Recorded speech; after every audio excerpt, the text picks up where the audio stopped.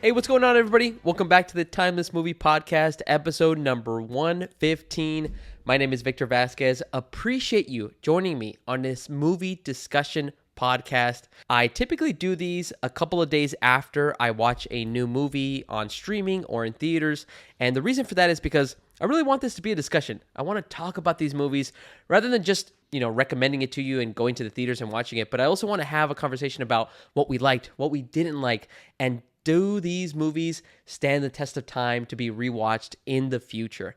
Now, sometimes I do these discussions by myself. Other times I have guests to join me to talk about the movie. I'm super excited because it's episode 115. Every 5 episodes we have the one and only Mr. Ohm, a.k.a. The Collector, a.k.a. Mr. Every 5. My brother, Omar Vasquez. Omar, how's it going, man? Going pretty good. Yeah? You know what? At first, I used to not like the long intro. Mm-hmm. I want you to just be like, "Oh, Mr. Ohm is here." Yeah. It's starting to grow on me. Yeah, of course it is, dude. I'm going to keep extending it. Keep adding. All right, we'll see. Well, Mr. Ohm, I appreciate you joining me, man. We're going to be talking on this week's episode, The Last Breath. This is going to be one of the newer films by Focus Features. That's episode 115, but before we get into this week's episode, I do want to call out episode 114 is out on all platforms, YouTube, Spotify, Apple Podcasts. Go listen to it. Leave a comment, leave a review. It is about The Monkey, which stars Theo James, and it is directed by Oz Perkins. It was a very funny and hilarious film, even though it deals with the theme of death, really, and the topic of death, but still a funny movie. Go check it out. And like I mentioned before, let's have a discussion in the comments and let's just engage in regards to how we either liked or didn't like that movie as well. All right, Mr. Ohm, let's go ahead and dive in, man. Last Breath. Dive in. Yeah. Oh, dude, there's going to be a lot of puns that maybe we can kind of fit in when we're talking about this podcast. I don't think so. This movie. You don't think so? That might be the only one. Maybe you're right. But you always say dive in every episode. I do. Yeah. It's like one of the bad habits that I have of being a broken record. I say the same things over and over good. again. You need like catchphrases. Yeah. That could be one of your catchphrases. Well, let's dive in to Last Breath right here, Mr. Ohm. I'm going to be honest. I don't remember seeing that many trailers for this one. Yeah, I was gonna bring that up too. Yeah. I think I've only seen that trailer twice. Yeah, and it was only probably like this year. I don't remember any time like at the end of 2024 ever watching The Last Breath or seeing anything about it. So it's one of those rare movies where there was nothing else releasing, but it kind of still caught our attention the one or two times that we saw it in like the little trailers before a new movie. I was going to say that I kind of got hooked on it just because of the actors like Simu Liu, Woody Harrelson, as well as like Finn Cole. I was like, yeah, I'll give it a shot. And I'm always interested by the extraordinary true story type of movies to see like how interesting are they? Do they keep me engaged the whole time? So that's really all I had before watching this movie is like, would this be interesting enough to kind of keep watching as I went through it? Let's go ahead, Mr. Ohm. Non-spoiler thoughts. We got to check it out. Opening night. Went in. It was pretty packed at the theater that we went to go see it. And I'll kick it off, Mr. Ohm. I thought Last Breath was an awesome time. I had a lot of fun. The scenes were intense.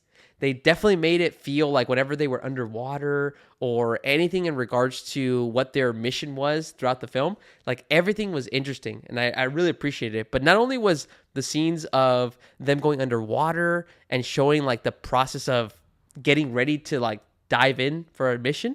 Also, even the interactions between certain characters and like how like high stakes it was. Like I really appreciated that. And it was only an hour and 30 minutes, but I felt like it moved like really quickly. So, and quickly in a good way. But I really enjoyed it. I enjoyed, again, finding out a little bit more about like that specific job, I guess, the saturation divers of what they do. And just that whole kind of story. And it still kind of blows my mind, even though I saw the title at the beginning saying, it's an extraordinary true story. Just by the end of it, I was like, damn, this is pretty nuts like that it actually happened. Oftentimes, like with the true stories, I feel like they're a little disappointing, like in terms of the climax of the movies. Yep.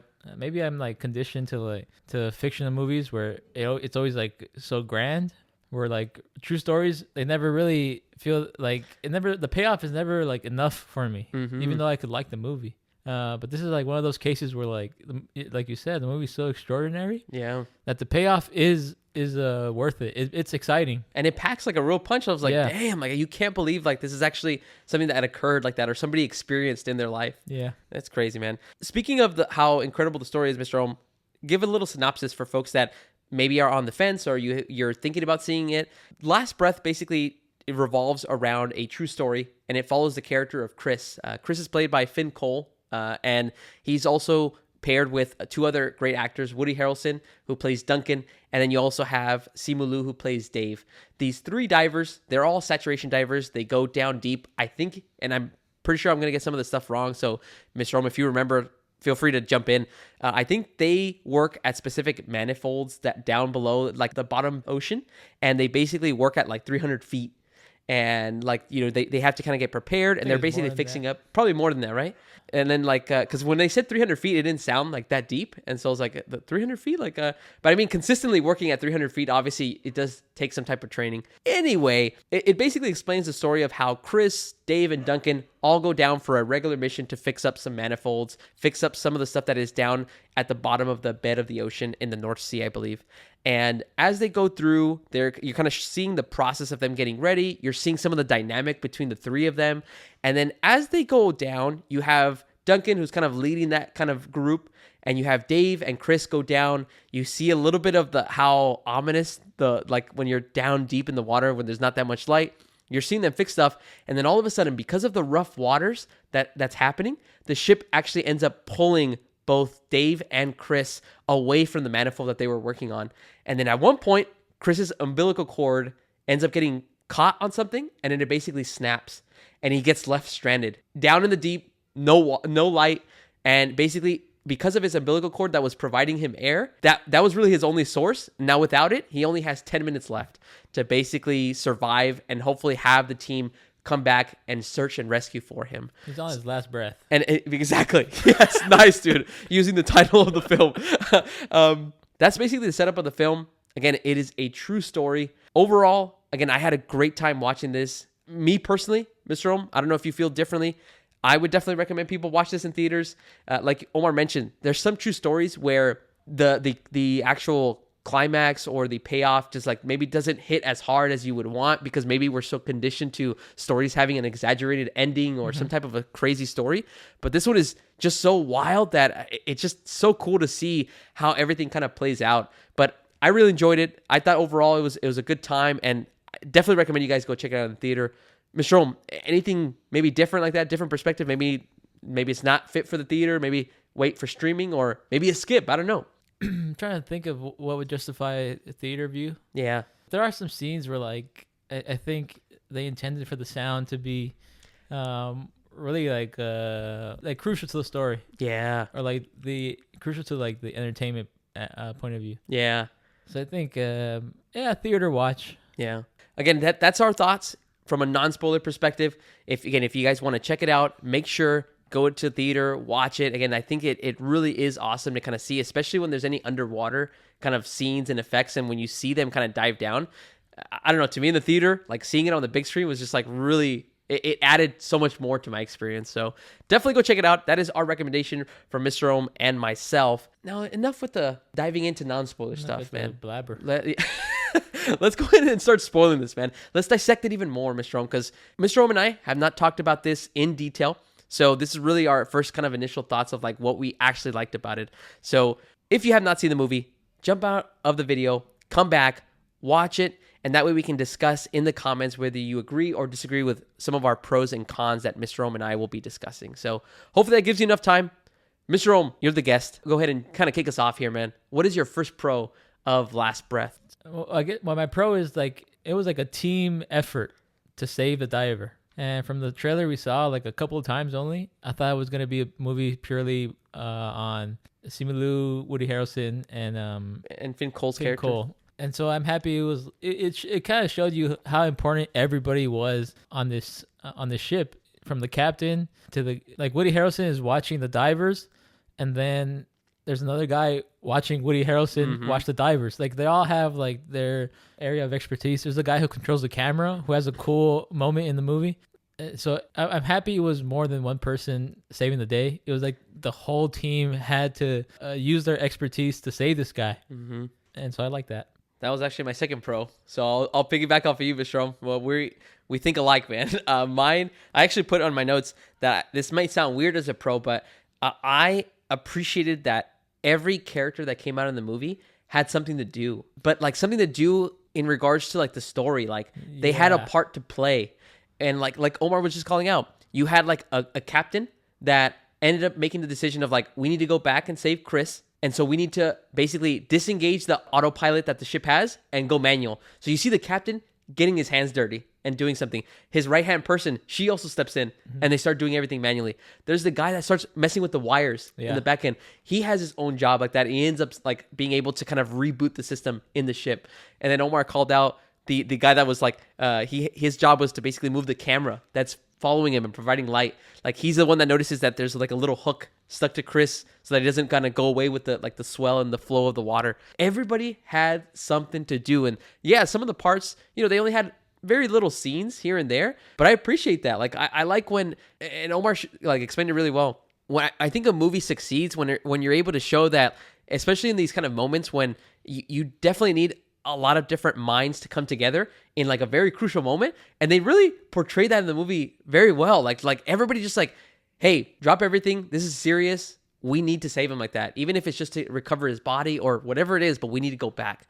So I really appreciate that. And not to pick on other movies, but there's some movies where I started noticing after I watched this one where I'm like, yeah, like there's some movies that just include characters for maybe like a comedic relief or maybe to support something that the protagonist or the antagonist might be doing, but they don't really push the story forward. Yeah. Not to pick on Captain America Brave New World, but when I think about the head of security for Thaddeus Ross, there's characters there that would talk to Thaddeus Ross, but they wouldn't push the story in any way. And that could be because maybe things were cut or parts of their scenes were removed. But it's just unfortunate when you see now more and more movies that there's just these random characters, and what is their part to play when you zoom out of the movie and you look at it as a whole? I'm like, what? And then so this is I really love that. So Mr. Ohm, Yeah. on the same page, Like man. no character goes to waste. Yes. Everything is useful. Mm-hmm. Even if there are side characters, they don't have any lines. Yeah. It's like they really made use of everything. Like if they were gonna be on screen, have a line, they were gonna be useful. Mm-hmm. Dude, I feel like every movie should do that. Yeah. Eliminate useless side characters, man. It's crazy, man. And I think you said it well. Some folks didn't have dialogue, but just expressions on their face of like devastation of like, what the hell are we going to do? Like, how are we going to get out of this situation and save Chris? So nice, man. I like that. Mr. Rome, I piggyback off of one of your pros, so I'll pass it back to you. Any other pros that you have for Last Breath? I'm drawing a blank right now. No worries, man. Hey, pass it over to me. Tag Yeah. me in. I got another one. All right, tag. Me, Mr. Rome, the music. Yeah. And again, I'm going to sound like a broken record. Mr. Rome, I say sound and music a lot in all the podcasts that I talk about for movies. But to me, music is an important part of not only like film, but like my life. I feel like music is incorporated in so many things that I do. But I don't know, like to me, Omar kind of teased it a little bit in the non-spoiler thoughts. The music in certain scenes adds so many levels to like what might be going on. Like before Dave and Chris are going to dive off for the first time, there's a point where Chris, who is Finn Cole's character, he's looking at the darkness of like the abyss, and you could just hear the music get higher and higher and higher, and you're like, and then he jumps off, and then it kind of like silent like that to kind of show you like, you don't know what can happen like that. You can't really see, visibility so low. I love when the music is able to kind of add so much more to it, adds much more emotion. And so I really appreciate when like it can do that. I also like when the music is able to slow down when there's like, when it knows what the movie's doing. Like if there's like a lot of action when they're trying to save Chris, you can hear it kind of move very quickly. And then when everything kind of like, okay, simmers down, like after he like his umbilical cord cuts off and they kind of start drifting away, it's just all silent like that. Like, and I don't know, I love it when it's all in rhythm in those kind of moments with the scenes. So always got to call out the music. I really love it. And to me, sometimes the music, Omar, can make a movie go from good to like great. Yeah. Just because of how it's able to kind of give me a different perspective when I'm watching those scenes. You know, something I'm starting to notice with this movie is that like they're not letting anything go to waste. Like even the music. Yeah. Music is like There's nothing extra. It's purely serves the movie. It serves a purpose. It's not Yeah. wasted. Yeah.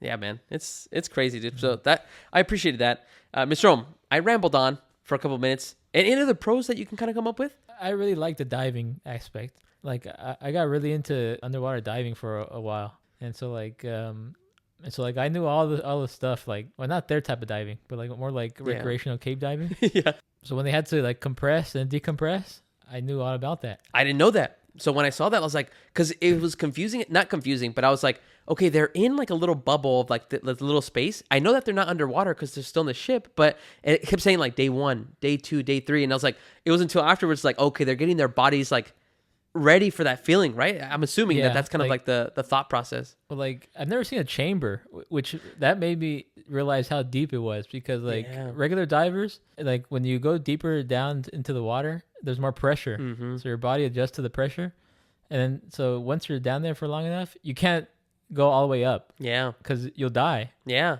And so what like recreational divers do is they wait under the surface of the water like hours until their body decompresses, and then they get out. But these guys spent days. Yeah. So that just shows you how deep they had to go. So it wasn't 300 feet then. It must have been 300 meters maybe. Maybe, yeah. Because 300 feet, like when I read that, like, or when somewhere in my mind, I thought I saw that. And it's like 300 feet doesn't seem like, I mean, to us, it might not seem it, but maybe when you actually go down 300 feet. But I think 300 meters makes much more sense of like why you would need to spend 3 days like getting your body ready. Also, what you just reminded me of is now it also makes sense of why they did that in Godzilla -1 when they tried to sink him down to the bottom and then have him shoot him up so that he can start like blowing up. Yeah. I didn't even think of I that, just yeah. thought about that right now. So I like that, like cave diving stuff. Yeah. Like even the suits they would use, like they're like dry suits. Apparently those keep you more warm than regular scuba suits. Yeah. And so like I'm not a cave diving expert, but everything I saw looked accurate. Yeah. So I'm sure if an actual like underwater diver would watch this movie, I think that would be a pro. Like how accurate all the diving stuff was. Any cave divers, any diving experts, if you're listening, Let us know know in the comments. We need to know. I'm just a fan. I'm not an actual diver. Yeah. Awesome. Mr. Rome, one of my pros kind of aligns with what you were saying right now, more so in like the diving aspect. I really enjoyed the practical effects. Like it seemed like they were doing all of it like either in tanks or how they filmed those just look real. Like whenever Simu Liu or Finn Cole were down underwater, like everything looked like legit. Nothing looked CG. And I think that's probably the best compliment that you can give a movie, because every movie uses some aspect of CG in some capacity. But I really enjoyed that everything when they were underwater looked legit, looked real. Even the points when like you have Dave, who is Simu Liu's character, trying to pull up and you can see him getting moved by the swell of the water. But even that looked like legit and real. So I loved all the practicality that they hopefully used. And I think I read somewhere that a lot of time was spent for like, you know, Finn Cole, Simu Liu getting ready for those types of scenes. So they were actually underwater? They were either in, like, I don't know how deep, but in a tank to film those. Yeah, probably a tank. Yeah. I was wondering the whole time if they were actually filming that, if it was actually them. Because it looked authentic and real every time. The underwater stuff was good. Yeah. And even the credits, I noticed like the name of the underwater videographer. Mm-hmm. And so when I saw that, I was like, oh man, this movie might have good underwater scenes. Oh, yeah. And it does. Man. Mr. Rome, any other pros on your side? No. No? I got one more. Super quick one.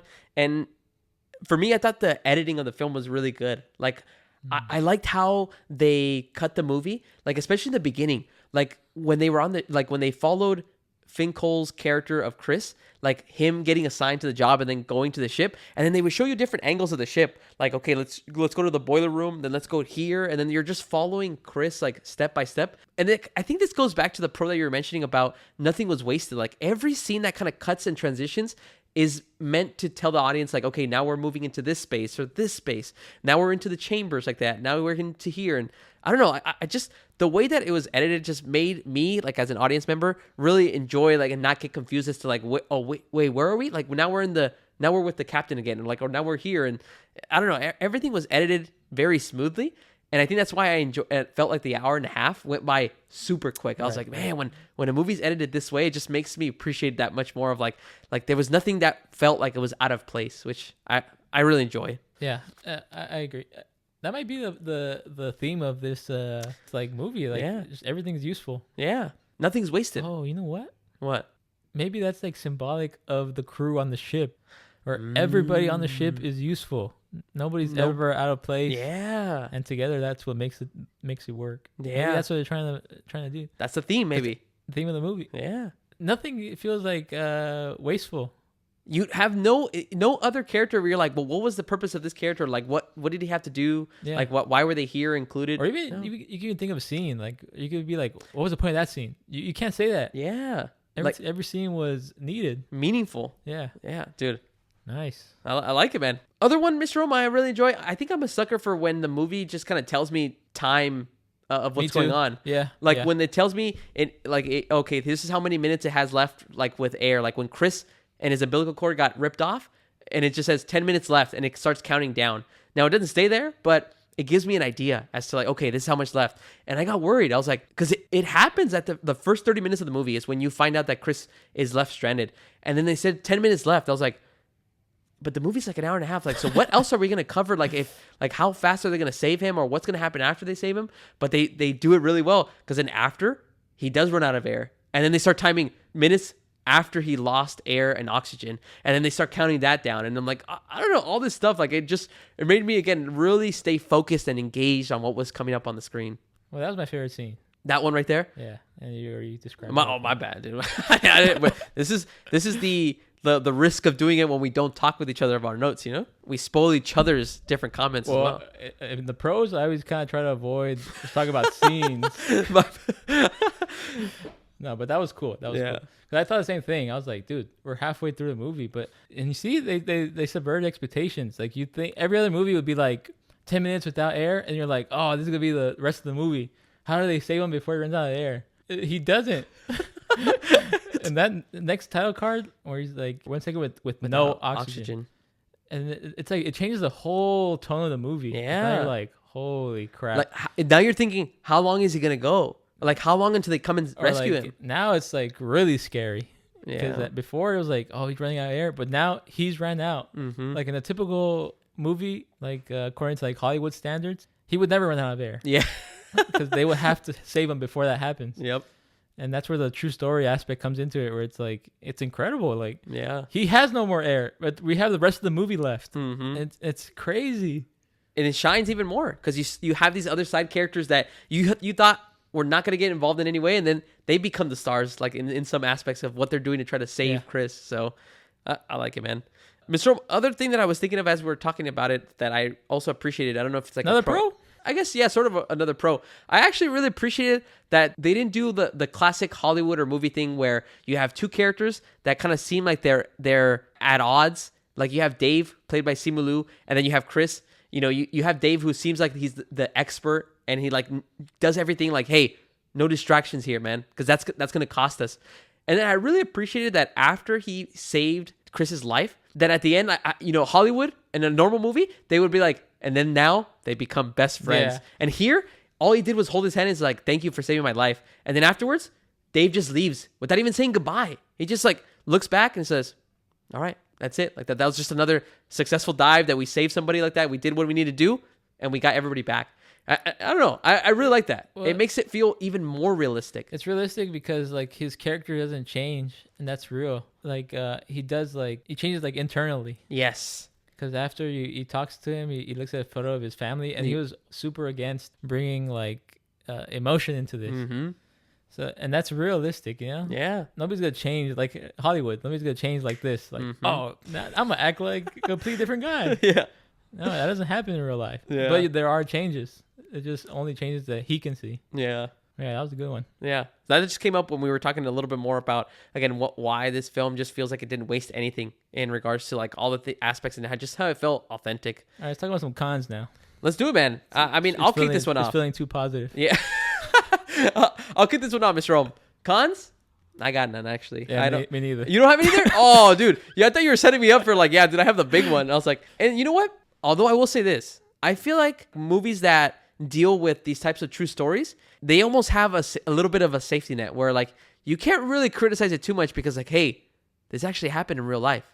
And so like I feel like there's nothing that they could do in the story that would make me like, yeah, like this didn't make sense, or this is like, because I mean, what am I gonna complain about? Like this is something that you cannot, like, if somebody told you, like, before they told you it was a true story, like, hey, what if I told you this guy survived 30 minutes, no oxygen, 300 meters down below the ocean, and then we saved him, and you're like, there's no way, like, how did he survive 30 minutes, like, and then, like, you know, so all that kind of stuff, like, whenever there's something that kind of throws out as a true story, like, it's very hard for me to have notes, like, I can't. Yeah, I guess the only notes would be like if it's boring or. I was gonna say, if the story itself that they're explaining it, like, it's not engaging, Yeah. or performances. Like, if the performances just don't feel it, but I never felt that watching Woody Harrelson, Simu Liu, or Finn Cole. I guess my only thing would be like, I feel like maybe the relationships weren't developed enough I could see that. between like, especially like Woody Harrelson and Finn Cole, because they had more history. Yeah.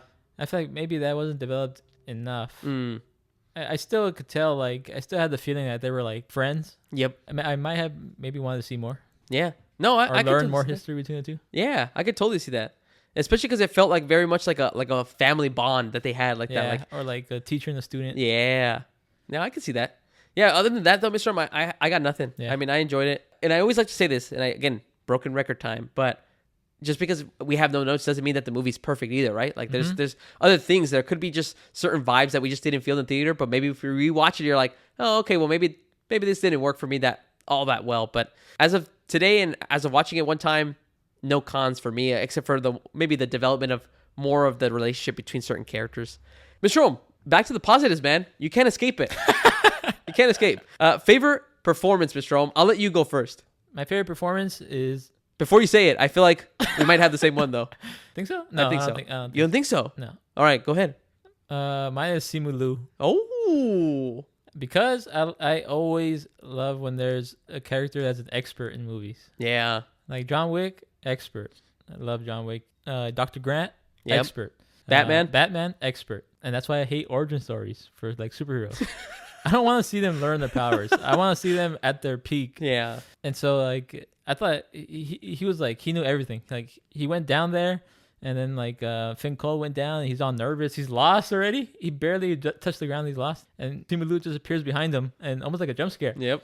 It's like, it's this way. Yeah. I like when characters like that. And he knew like once his thing was caught, he knew he couldn't be saved. Mm-hmm. He was like, your umbilical's going to be cut. I'll come back for you. Yeah. And he leaves. I thought he was the coolest character. And also like it goes back to like diving. Yeah. Because I was watching this channel called Dive Talk. And like they kept talking about this guy called Ed Sorensen. Mm-hmm. And he's like the best diver in the world. Really? But all he does is rescue dives. Whoa. People's like and caves, like people stuck in caves, like he'll be able to go in and take them out. So he's basically carrying a body and himself out of a deep tight cave. Yeah. And it's like, and he's like this badass, you know. And like Simu Liu gave me like vibes of that person, like this expert who's going back to save him.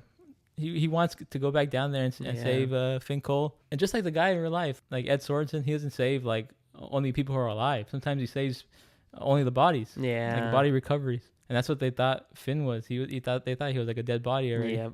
So it reminds me of that person in real life. So that's why I liked Simu Liu's character the most. What about you? Dude, before we say that, What? and I tell you mine, Ed Sorensen, if you're listening, we'd love to get your thoughts on Last Breath. Yeah, man. What we want from an expert. Were the scenes when they were underwater, was it real? Was it like what was like something that maybe wouldn't happen, would happen? Hey, come join us. We'd love to interview you. We know nothing about diving though. What would we ask him? Well, I mean, we'd study beforehand. Oh, damn. We have to do work? Yeah, of course we'd have to do work, man. We can't come unprepared. All right, then. We'll be ready, man. Mr. Owen, my favorite performance is Woody Harrelson. Now, this is a bias because I like Woody Harrelson in pretty much any character he comes out in. But I love it when there's a character like his where they're always the one that is cool with everybody. He's cool with the young people that are like getting to know, like, you know, Chris, that are like diving, that don't have too many assignments. But he's also cool with the people that are like on like the captains, the people that are watching them like throughout the monitors. Like he's just so cool, but because he's like a veteran. Yeah. And he knows all the ins and outs, teaching people the ropes. And I don't know, something about that just like it makes me feel connected to him because his personality is so inviting. Like Yeah, he's like, yeah. Like, hey, he has his favorite pillow. He's like doing all this funny stuff like that. And it's just how he acts throughout the movie is just, it really works for me.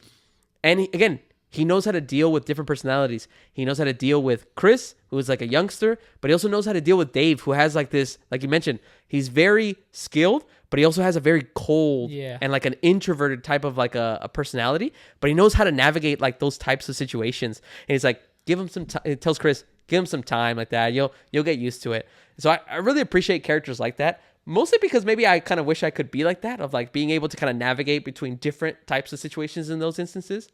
And then I really appreciated the emotional scenes that he was able to pull off too, of when things got really tough. So Woody Harrelson, my favorite performance as Duncan in Last Breath. I think like those characters always, whenever like they break down, it gets emotional because like you see them positive, like and like happy-go-lucky the whole movie. Mm-hmm. Dude, great call. That kind of leads me into favorite scene. So since you've already kind of, I teased a little bit of yours, let me kind of set up mine, I guess. Well, mine's already been said. That's true, but maybe you could say it with a different type of perspective or add more color, you know? I might. Well, I'll say my honorable mention. You got it. Okay. Since I spoiled it, Mr. O, my favorite scene is, speaking of Duncan, played by Woody Harrelson. My favorite scene was when he's talking to Dave, who's played by Simu Liu, and he's telling him about when there are divers that end up passing away, and when he was explaining that for one diver that he knew, that they couldn't even recover his body, so they just put a box of all the stuff that he had in like his little locker and gave it to his wife. And I was like, man, like how, again, that goes back to what you were talking about, where the whole movie is positive, but in that one moment you can kind of see him like he wants to break down, of like, and then he immediately shifts and he's like, but that's not going to be Chris like that. We're going to save Chris. I'm like, I'm not giving Morag a box. It's like, we are not doing that. And so that whole scene of him, just that one-on-one with Simu Liu, that was powerful for me. So I was like, I really enjoyed it. And that's probably what solidified it as my favorite performance. Yeah, that was really good. Yeah. That was also like probably the most emotional scene for me. Yeah. Just because it was real. It's like especially when he explained the souvenir part, I was like, man, that's messed up. Mr. Rome, since I spoiled your original favorite scene, what is the honorable mention that you have? I guess this one was a little spoiled too. Oh man, it was when by me. No, actually, no, it wasn't. We didn't talk about it. But when they find, but the ship's able to return to the location where Chris is lost, and the camera picks him up, and then what they're trying to do is the camera has a claw, and they're trying to get Chris's body with the claw, but it's like super dangerous because like it's only been used on like dead bodies. The scene is like they're just trying to hook onto like a D-ring, a little small ring, and that scene was so cool because like the guy was like super nervous, and here comes the actual controller of the claw. It was a really fun scene. I liked it. That was a good call out too, because you can tell like that, and I really like that they added that detail too. It was like, because in our minds, people that obviously aren't experts in diving, you would think like just pull him up, but then you don't think about, well, what if something hits like that? Like, so what if he ends up hitting his body that when you could cause even more damage like that, and if he's still alive, you could kill him. And so like I really liked that they added more stakes to that specific spot. So nice, man, nice call out, Mr. Rome. I'll let you start it off. Favorite shot or frame of Last Breath? I liked when Finn Cole was lost and he lights up a flare in the water. Up top. Because, what does it look like? The Batman. Yep. Jurassic Park, yeah. More the Batman, but I was also thinking the same thing like that. What is it with flares? In the dark. That just make certain like characters look even more badass, or just make the scenes look cool. And what is it with water? Like, why in Jurassic Park it's raining and they turn on the flare? They're underwater. Turn on a flare. Isn't that like, cool? A flare works underwater? Yeah. That's something that I never had thought about. I was like, how does it work underwater like that? Yeah, I was thinking that during the movie. I was like, how is that staying on? Ed Sorensen, let us know how that works like that if you're ever want to come on. Dive Talk, because Dive Talk is a cool channel. Yeah. If you guys are listening, let us know how flare works. Yes. And then we'll talk about movies as well, Favorite diving movies. Love it. Mr. That was my same one, so I won't add too much detail to that one. But guys, those are all of our pros, our very minor cons, if at all, and what we really enjoyed about Last Breath. If you guys have seen the movie, let us know down below in the comments. Let's interact. Let's have a good discussion about Last Breath. Did you enjoy it? Do you agree with some of our pros and cons? Let us know. That way we can continue the conversation after we're done with this podcast. Mr. Rome, we're not done yet though, man. What? No. we still got the most important question that people need to start understanding. Is Last Breath timeless? Is it something that you could rewatch or you personally would want to rewatch in the future? Mr. Om, you're the guest. Go ahead and kick us off, man. Is Last Breath timeless? Well, we spent the whole movie talking good about the movie. Mm-hmm. But I don't think it is timeless. How dare you, Only dude. because, like, I'll probably watch it again, but I don't think I would want to watch it every year. Mm-hmm. Because I feel like I got everything I was supposed to get out of it, out of the first watch. Yeah, I don't think it would be timeless for me. How dare you, dude. All this good talk like that and like Yeah, man. hyping it up. I'm in agreement with you. I also do not think it is a timeless movie. I think, to me, Mr. Om, this is a great movie that I would recommend to like watch and like to have, like if a friend wanted to watch something that was like, I want to see something that's like based on a true story, I'll sit down and watch Last Breath with you like that. But it's only in that kind of context where like I would want to recommend it to somebody that hasn't seen it, just so that like I can see their reactions of like, can you believe this actually happened? But that's to the extent of it. Like me by myself, like I wouldn't ever get the sensation of like, yeah, like I really want to watch this kind of a thriller, like underwater type of a movie. Like even though again the story is incredible, it's unbelievable that Chris survived that much or that long underwater. But I don't know. To me, I really enjoyed the music and the practicality of it. But I don't think it would give me that same feeling again rewatching it. Because I'm starting to wonder, like real life stories. Let's think about it outside of movies. Yeah. Once you hear like a story, you don't ever go back and want to like know the story that happened. Unless it's a funny story, though. Don't you think? I feel like funny stories have the exception of like... Yeah. But I get what you're saying, though. You can't keep telling that same story to the same person. Like a documentary. Yes.